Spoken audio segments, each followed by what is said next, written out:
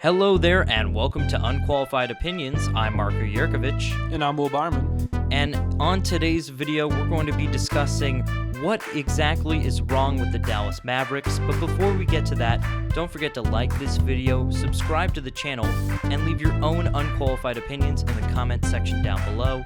So the Dallas Mavericks are currently 8-13. That puts them in 13th place in the Western Conference, despite having the MVP frontrunner in Luka Doncic, who's averaging 27 points, 9 rebounds, and 9.5 assists. So I'll just throw it right to you, Will. What exactly is wrong with the Dallas Mavericks? Well, first off, I'm a Dallas Mavericks fan myself, as viewers will know. So I was really excited. If you told me 2 weeks ago I get to talk about the team, I'd be excited. You know, I'm with a Chiefs fan and a Packers fan and a Patriots fan. So, you know, my teams don't always get the same energy and appreciation as those teams. But it's just been an abysmal season so far, Marko. The good news is Luka Doncic having another amazing season, 27 points per game, 9 rebounds per game, 9.4 assists per game, so almost a triple-double. And he's still just about to – he hasn't turned 22 yet. He'll do that later in February. So Luka putting up some insane numbers as usual. The bad is that there are just issues all over this roster. I don't even know if I can say roster as much as just this schedule, really. So of all the teams in the league, no team has lost 5 role players while maintaining a healthy enough roster to go through this season's schedule without many cancellations. Just to break that down more, every other team who's lost as many starters and key reserves as the Mavericks have had the game get canceled. The Mavericks have had enough players to play. They just have been without, at times, up to 4 starters. Porzingis sat out the first 9 games, and he is still very much a work in progress as he gets his feet back under him from another concerning knee surgery. Statistically, 109.6 is our offensive rating. That's 20th in the league. Last year, we had 116 offensive rating. That was the league record all time. No team had a better offensive rating than us ever. That's not nearly the same right now.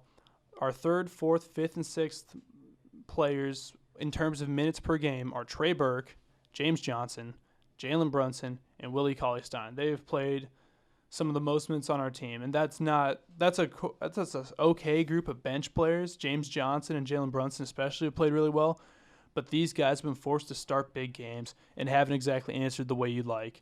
Maxi Kleber, one of our key starters, is the only one who's shooting above 40% from 3 so far, and he and Brunson are the only people who are shooting better from 3 than last season. So the whole team's just weirdly digressed when it comes to three-point shooting. That's been a major issue.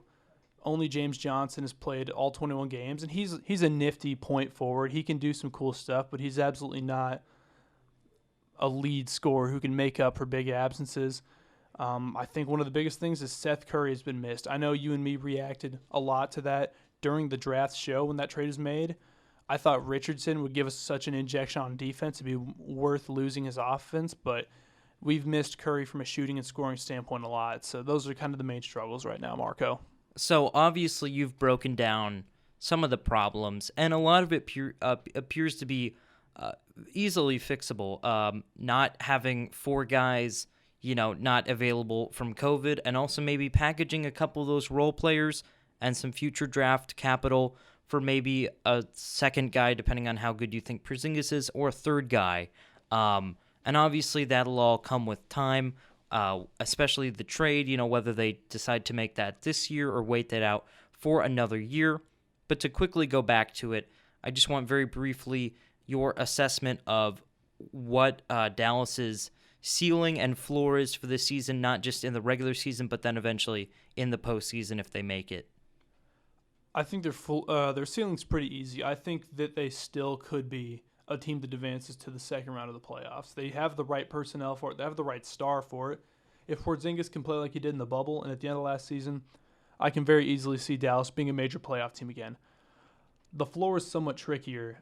I think they have too much talent to miss the playoffs, but they certainly could end up being like a play-in team if they don't right the ship soon. And as Paul Hires, our producer, pointed out before the game, we are a quarter of the way through the season, so Dallas is probably going to have to make either a move or just pick up their act sooner than later.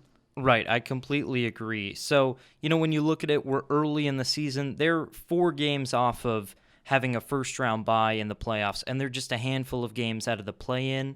So I don't think this team is a top 6 team that won't have to deal with the play-in, especially with the hole they've dug, but I certainly think they will be a top 10 seed and they will advance out of the play-in, and I don't know if they can win a first-round series, especially when you consider the teams that they would be facing from the top 4 would either be Utah or Denver or one of the LA teams, but I certainly think this is a team that can make it to the first round of the playoffs and potentially beyond. Like you said, this team has amazing offensive potential, and they're a really great team when they have all of their guys available to them. All right, well, that is it for today's video. Again, I was Marko Yerkovich, joined by Will Byerman. Thank you guys so much for watching and listening, and we'll see you guys next time.